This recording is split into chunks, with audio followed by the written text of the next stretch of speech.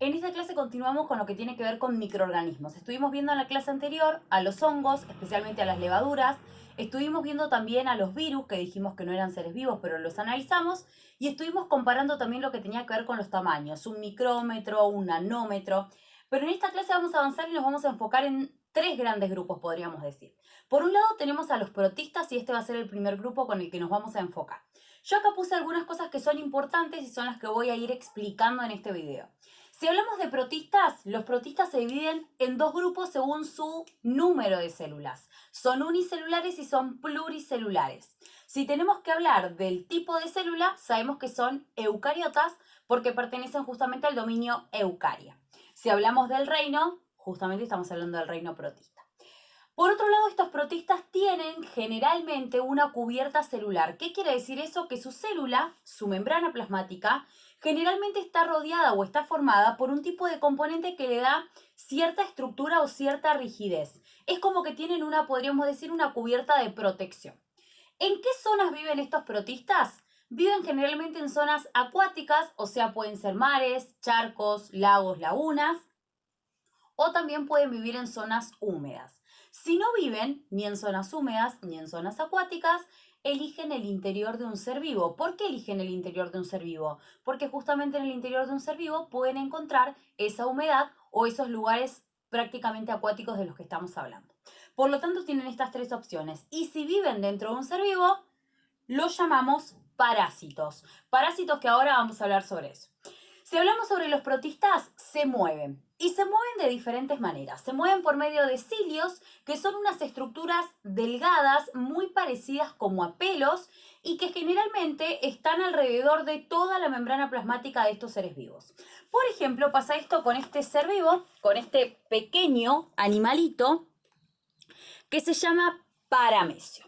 El paramecio es un unicelular, es un protozoo, vive en zonas acuáticas y el paramecio todo alrededor tiene un montón de estos cilios que, vuelvo a repetir, tienen la estructura similar a la de un pelo. Son de una pequeña extensión, o sea que son cortitos, pero justamente lo que permiten es que cuando todos se mueven hacia un lado o hacia otro, le permiten poder moverse.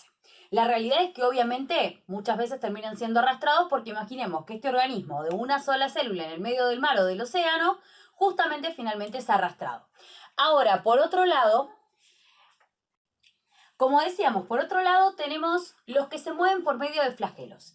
El flagelo es una especie de látigo, es como una cola. Generalmente pueden tener 1, 2 o hasta 3, no más que eso. Y la diferencia entre cilios y flagelos justamente es la extensión. Por lo general los flagelos son mucho más largos, los cilios son más pequeños. Por otro lado, el grosor, por lo general el flagelo tiene un mayor grosor, en cambio los cilios son más delgados. Y por otro lado, la cantidad. Por lo general los flagelos, como dije, pueden variar de 1 a 3 flagelos, pero los cilios están alrededor de toda la membrana plasmática, por lo tanto son cientos o por lo menos decenas. Cuando hablamos de flagelo, miren, para que nos podamos imaginar también, podemos pensar hasta en un espermatozoide. Obviamente que el espermatozoide, nada que ver con los protistas, pero digo para que se acuerden que, por ejemplo, el espermatozoide tiene un flagelo. El flagelo es esa colita. Los protistas tienen flagelo en algunos casos, eso les permite la movilidad. Vuelvo a repetir, lo dije a lo del espermatozoide, simplemente por lo del flagelo no tiene nada que ver con los protistas. Avanzamos, estábamos en movilidad, ya sabemos qué son los cilios, ya sabemos qué son los flagelos y hay una tercera manera de moverse. Se llaman pseudópodos. La palabra pseudópodos se divide en dos partes. Pseudo, que significa falso, podos, que significa pies. Estos seres vivos se dice que tienen unos falsos pies. ¿Cómo sería esto? Me tengo que imaginar un ser vivo, miren, parecido a esto. Algo así. Es como una especie de gelatina, podríamos decir. Tiene una consistencia media extraña. Y este ser vivo tiene la capacidad, es un unicelular también. Por ejemplo, una ameba es así. ¿Qué pasa con este ser vivo? También vive en el agua, pero ¿qué va a pasar? Tiene la capacidad de que estas extremidades, que serían sus pies, van adoptando diferentes formas. ¿Eso qué le permite? Poder desplazarse. Pero ahora vamos a ver que también le permite otra cosa muy interesante. Entonces, tres formas de moverse: cilios, flagelos, pseudópodos. Vuelvo a repetir, los pseudópodos son estos falsos pies que van tomando diferentes formas y le permite irse desplazando. Por ejemplo, en el caso de la ameba. Si avanzamos un poco más, los protistas según su nutrición se clasifican en dos grupos. Están por un lado las algas y están por otro lado los protozoos. Si hablamos de algas, hay dos tipos de algas. Hay algas macroscópicas, quiere decir que se ven a simple vista, por eso quiere decir macro. Y hay algas microscópicas, por lo tanto se ven simplemente con microscopio. Si hablamos de estas algas macroscópicas y microscópicas, son autótrofas, la mayoría.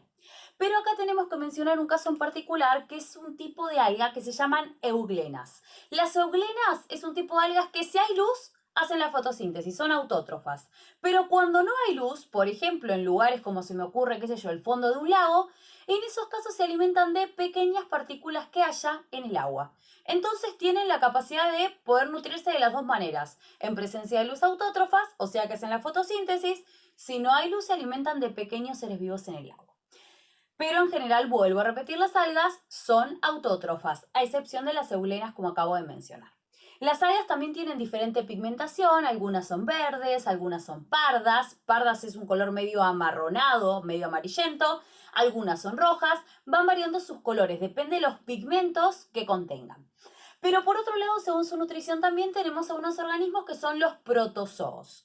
Proto significa simple, viejo, primitivo. Zoo, animal. Los protozoos son pequeños animales primitivos básicos de una sola célula generalmente, como ese ameba, como ese paramecio que yo les había contado. Estos animales también se pueden nutrir y tienen diferentes maneras de nutrirse. Algunos, por ejemplo, ustedes lo tienen acá en el libro, algunos se alimentan por medio de la fagocitosis. ¿Qué quiere decir eso? Por ejemplo, el caso de la ameba, esos falsos pies le permite que a la ameba vaya desplazándose, entonces se engloba a ese alimento y una vez que lo engloba, lo puede ingresar a su cuerpo. De esa manera come una ameba por fagocitosis. Vuelvo a repetir, los pseudópodos adoptan una forma que engloban al alimento hasta que finalmente el alimento ingresa y justamente el alimento se va a digerir adentro de esta única célula, porque en realidad la ameba es unicelular. Por lo tanto, esa única célula que tiene hace todas las funciones. Respira, se nutre, se reproduce. De esa manera, por ejemplo, se nutren algunos protozoos. Otros protozoos se alimentan, por ejemplo, de manera parásita, que es lo que dijimos hace un ratito. ¿Qué quiere decir eso? Que algunos protozoos viven a expensas de otro ser vivo. Y hay otros que son saprófitos. Los saprófitos son los que descomponen la materia orgánica. Se alimentan de seres vivos que van muriendo, que están en descomposición, o sea que de alguna manera sirven para el ecosistema porque van reciclando toda la materia. O sea que los seres vivos que se van muriendo, ellos vuelven a transformar todos esos nutrientes y otra vez quedan disponibles para generar nuevos seres vivos o nueva materia. Si avanzamos un poco más, tipos de reproducción que pueden tener los protistas. Bipartición o fisión binaria, ¿qué quiere decir esto? Básicamente lo que quiere decir es, tengo un ser vivo como puede ser una ameba. ¿Qué va a hacer la ameba? Duplica su material genético. ¿Se acuerdan? Tema viejo desde hace un montón de tiempo. Dentro de un unicelular, dentro de una célula, mejor dicho, estaba el núcleo. En ese núcleo era donde estaba contenido el material genético, todas las características o la información que tiene ese ser vivo. ¿Qué va a pasar? Si la ameba se quiere reproducir por bipartición o fisión binaria, primero copia toda esa información. Todas sus características las copia, las hace dobles, por eso digo que las duplica.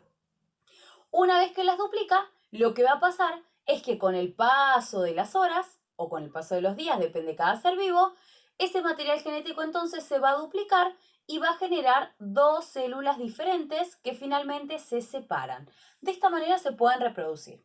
Otra forma es reproducirse por gemación, como pasaba por ejemplo con las levaduras.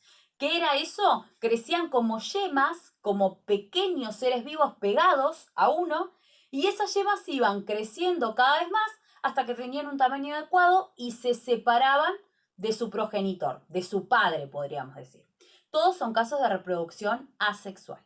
Y el último caso es un caso que se llama esporulación, que es por medio de esporas. Esto ya es un tema viejo también. En el caso de las esporas, lo que les va a servir a estos seres vivos es porque se pueden desarrollar en malas condiciones, cuando la temperatura no es la adecuada, cuando la cantidad de agua no es la adecuada, cuando, por ejemplo, imaginemos, no sé, hay poca agua en tiempo de sequía, justamente generan esas esporas y cuando ya estén en condiciones adecuadas, estos seres vivos se pueden reproducir. Surge un ser vivo nuevo. Todos casos, vuelvo a repetir, de reproducción asexual. La última que está ahí, que es una preguntita, dice, ¿responden a estímulos estos protistas? Porque uno se imagina, tienen una sola célula.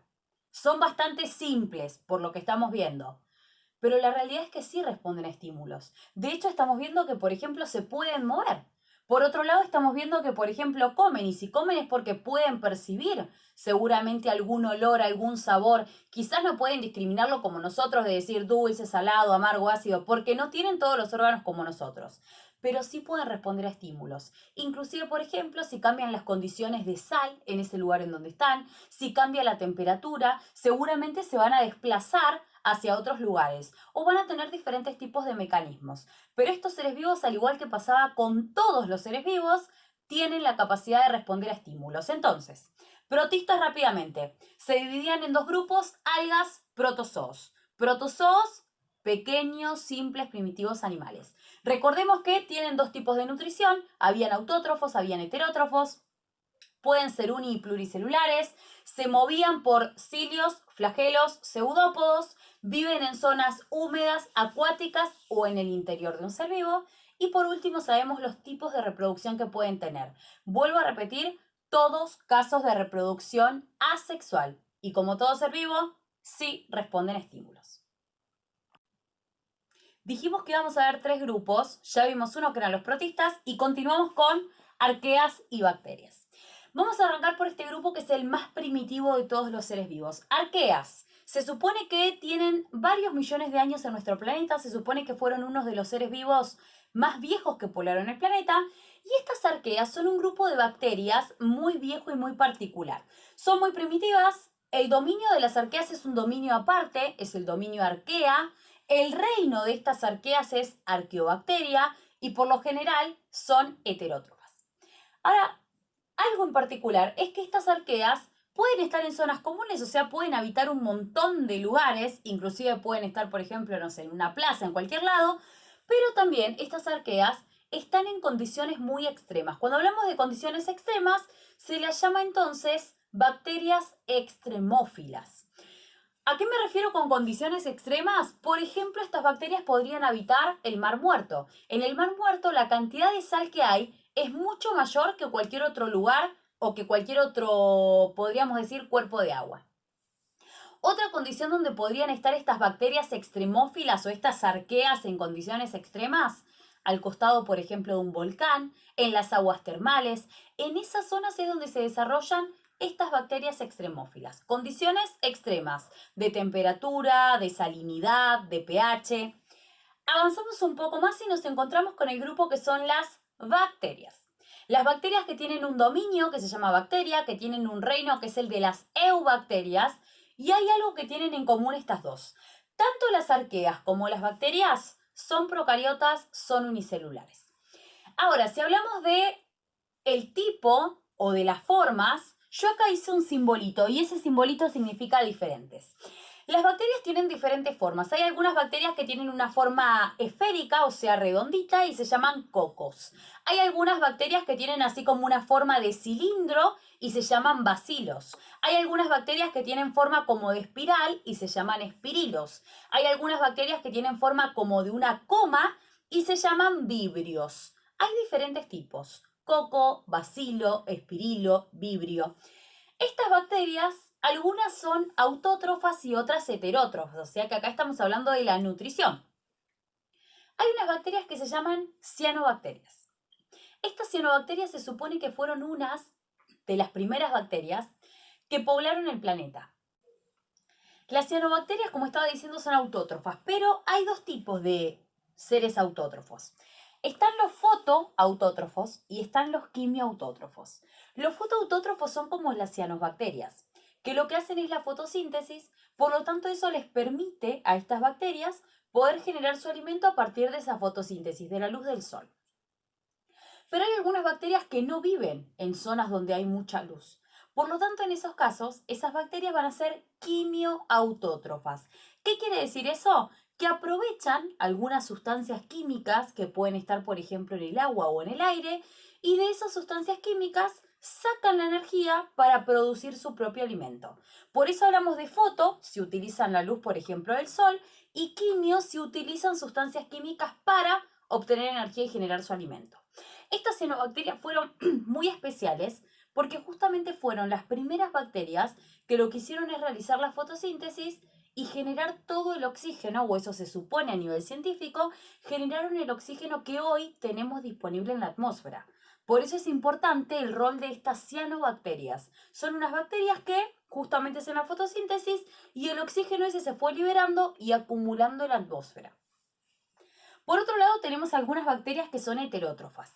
Tenemos acá un mecanismo que se llama difusión, y la difusión es justamente un tipo de intercambio que se hace a través de la membrana de la célula. Y por medio de esa difusión, por ejemplo, las bacterias intercambian gases, respiran. Pero también dentro de este grupo de las heterótrofas tenemos algunas bacterias que son simbióticas, que favorecen a un ser vivo, y ahora vamos a hablar sobre eso. No solo se favorecen las bacterias, sino que favorecen a ese ser vivo en el que viven. Por otro lado están las parásitas, como dijimos hace un ratito. Un parásito es un ser vivo que vive a expensas de otro, pero sin matarlo. Porque cuando lo mata se queda sin su fuente de alimento, se queda sin su lugar también de vida. Por lo tanto, es importante recordar esto. Todos los parásitos se alimentan a expensas de otro ser vivo, viven gracias a este ser vivo, se reproducen y hacen todas sus funciones gracias a otro, pero no lo matan.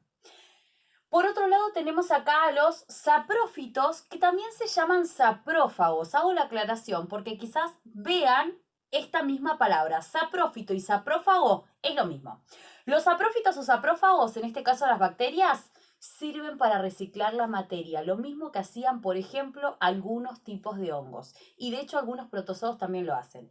¿Qué quiere decir eso? Que se alimentan de materia orgánica en descomposición. Seres vivos que van muriendo, lo que hacen justamente es alimentarse de esos nutrientes y lo devuelven al ambiente. Reproducción. Dos formas que tienen las bacterias para reproducirse. Una es la fisión binaria, que lo que consiste es lo que dijimos hace un ratito. Primero se duplica el material genético, o sea que la célula lo que va a hacer en ese núcleo donde está toda su información, la copia y crea una copia. ¿Qué va a pasar después? Se duplica la membrana plasmática, se hace una nueva membrana plasmática. Finalmente, si ya tiene membrana plasmática y tiene material genético, se dividen las células y tenemos una nueva célula hija. ¿Cuántos seres vivos se necesitan para eso? Uno. Por lo tanto, eso me está dando la pauta, que es reproducción asexual. Pero hay otro caso que se llama reproducción por endoesporas. Las endoesporas son unas sustancias muy particulares, en realidad son como unas esferas, podríamos decir, que lo que permiten es contener toda la información genética de, por ejemplo, las bacterias. ¿Qué va a pasar y por qué son tan importantes? Porque resisten condiciones muy desfavorables, condiciones malas de temperatura, condiciones malas, por ejemplo, de humedad, resisten ese tipo de condiciones. Por lo tanto, ¿qué va a pasar?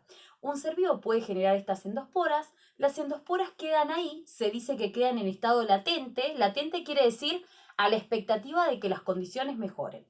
Una vez que las condiciones mejoran, ¿qué va a pasar? Es como que estas endosporas germinaran, entonces permiten que se cree un nuevo ser vivo. En este caso, las endosporas es una ventaja, porque le van a permitir a este ser vivo que, si bien puede llegar a morir porque las condiciones fueron malas, si las endosporas que dejó tienen condiciones favorables, van a poder seguir generando vida. Por eso es súper importante. Ambos casos, reproducción asexual. Ya hablamos entonces de las formas diferentes que tienen, sabemos el tipo de nutrición, sabemos especialmente que estaban las cianobacterias, que fueron las que crearon la mayor cantidad de oxígeno en la atmósfera que tenemos hoy. Pero quiero meterme con lo último. Los microorganismos de los que estuvimos hablando, tanto hongos como bacterias, como arqueas, como protistas, ¿son malos o son buenos? Y acá hay una realidad. Tenemos dentro de los microorganismos beneficiosos un montón. Algunos, por ejemplo, que están dentro de lo que tiene que ver con la producción de alimentos, alimentos como el yogur, como el queso, como el vino, como el vinagre. Tenemos otros, por ejemplo, que participan en la producción de antibióticos. tenemos, por ejemplo, otros seres vivos, como el caso del plancton.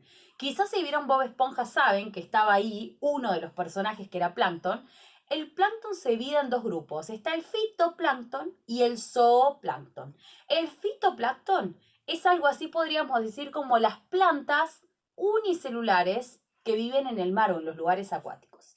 El zooplancton son como los animales unicelulares que viven en el agua también. Por lo tanto, ese fitoplancton le sirve para algunos seres vivos que se alimentan de esas pequeñas plantas, podríamos decir. El plancton este del que estamos hablando crea más del 90% del oxígeno de nuestro planeta. Si bien las plantas, los árboles que nosotros vemos, generan mucha cantidad de oxígeno en nuestro planeta, este es un dato muy curioso porque muchas veces no se menciona, pero más del 90% o aproximadamente el 90% del oxígeno que tenemos en nuestro planeta es gracias a todo ese plancton y las algas que están en el mar, en el océano, en las lagunas. Por lo tanto, es importante el hecho de no contaminar esas zonas. Otro factor importante también del que podemos hablar es que una acción súper especial y beneficiosa que tienen los microorganismos es la descomposición de la materia orgánica. Y lo vuelvo a repetir y lo mencioné varias veces en el video. Tanto las bacterias como los hongos tienen la función de reciclar la materia. Y si esa materia no se reciclara, seguramente no se podrían seguir generando nuevos seres vivos, seguramente el agua no estaría siempre disponible y hay un montón de elementos o materiales que tampoco lo estarían. Por eso es importante la función de estos organismos. Pero también podríamos mencionar también la flora, por ejemplo, intestinal. Dentro de nuestro cuerpo, por ejemplo, se hallan un tipo de bacterias que forman lo que se llama la flora intestinal. ¿En qué nos favorecen? Ayudan a nuestro proceso digestivo y es más, crean vitaminas dentro de nuestro cuerpo. Esas son bacterias simbióticas. Por lo tanto, no todos los microorganismos son malos. Hay un pequeño grupo de microorganismos, que sí son malos y que se los llama patógenos. ¿Qué quiere decir patógenos? Son seres vivos que causan enfermedades. Y ahí incluimos varios. Incluimos a las bacterias, incluimos a algunos hongos, algunos protistas. Y voy a hacer una aclaración porque también incluimos a los virus. No son seres vivos, si lo vuelvo a repetir, esto ya lo vimos. Un virus no es ser vivo, si bien compartía características, pero se acuerdan que le faltaba algo fundamental, y es que no tiene células. Por lo tanto, igual lo incluimos como patógeno, pero no es un ser vivo. Si hablamos de patógenos, sabemos que causan enfermedades, y para que un patógeno cause enfermedad, primero tenemos que estar nosotros o tiene que ingresar a nuestro cuerpo. Tiene que haber una vía de contacto. Pueden ser varias las vías de contacto. Por ejemplo, si uno se corta y por esa herida puede ingresar alguno de estos patógenos, puede ser por medio de las mucosas, por ejemplo, puede ser por la boca, puede ingresar por la nariz, puede ingresar por los ojos, puede ingresar también por las manos. Todas esas son vías, o inclusive, por ejemplo, la vía sexual. Por otro lado, una vez que ese patógeno ingresó a nuestro cuerpo, lo que va a provocar es una serie de síntomas. Los síntomas, ¿cuáles son? Por ejemplo, pueden ser fiebre, dolor muscular, dolor de cabeza. Esos son los síntomas que pueden tener. Hay un montón de síntomas, todo va a depender del tipo de patógeno que uno tenga. Pero por otro lado también hay un periodo de incubación. ¿Qué quiere decir eso? Una vez que el patógeno ingresó a mi cuerpo, va a empezar a reproducirse y a crecer. Ese es el periodo de incubación. Es en el periodo en el que se está reproduciendo y está como tomando el control de mi cuerpo. Mientras tanto, mi cuerpo va tratando de defender frente a esto. Y ahí aparecen dos cosas, que son el método preventivo y el método curativo. Dentro de lo que es el método preventivo tenemos a las vacunas. Tanto que se habla ahora de los antivacunas, las vacunas son fundamentales porque en realidad cuando nos colocan a nosotros una vacuna, nos están colocando o un ser vivo que está debilitado o un ser vivo que está muerto. O virus también pueden ser virus o bacterias en ese estado. Porque ¿cuál es la idea? Que cuando nos colocan una vacuna, lo que justamente se provoca en nuestro cuerpo es la creación de algo que se llaman anticuerpos. ¿Qué son los anticuerpos? Son unas sustancias que crea nuestro cuerpo para defenderse. Por lo tanto, esas sustancias defienden a nuestro cuerpo, por eso es que uno, si quizás se pone la vacuna de la gripe, siente como todo el malestar como si lo tuviera. En realidad, cuando nos colocan ese virus, está debilitado o está muerto, por lo tanto no nos va a causar la enfermedad, pero sí provoca que como nuestro cuerpo está respondiendo, las defensas mismas van a generar esto. ¿Qué pasa cuando una persona ya se enferma? Y ahí viene entonces el otro caso, el caso de los antibióticos. Los antibióticos sirven para, por ejemplo, derribar o destruir bacterias y hongos, pero no sirven para los virus. Porque los virus, como son un caso particular, no sirven los antibióticos. Por eso vieron que a veces dicen, esa enfermedad es viral. Cuando es viral, los antibióticos no sirven de nada. Para lo que sí sirven los antibióticos es, por ejemplo, frente a una bacteria. Por eso se habla tanto, por ejemplo, de antibióticos como la penicilina, que cuando se descubrió, la penicilina se creó a partir de un hongo y fue algo así como por un error de un científico llamado Fleming. Cuando la descubren la penicilina, se dan cuenta de que sirve para un montón de enfermedades o de estas enfermedades infecciosas. Por eso es importante también conocer esto de los antibióticos y saber que no se puede aplicar para cualquier tipo de enfermedad.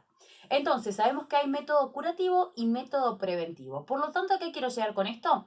Ya estuvimos viendo todos los microorganismos, sabemos sus características, sabemos cómo actúan, pero también algo importante, no nos olvidemos que tienen funciones beneficiosas y en una menor parte funciones que no son tan beneficiosas y que ahí incluimos entonces a los patógenos.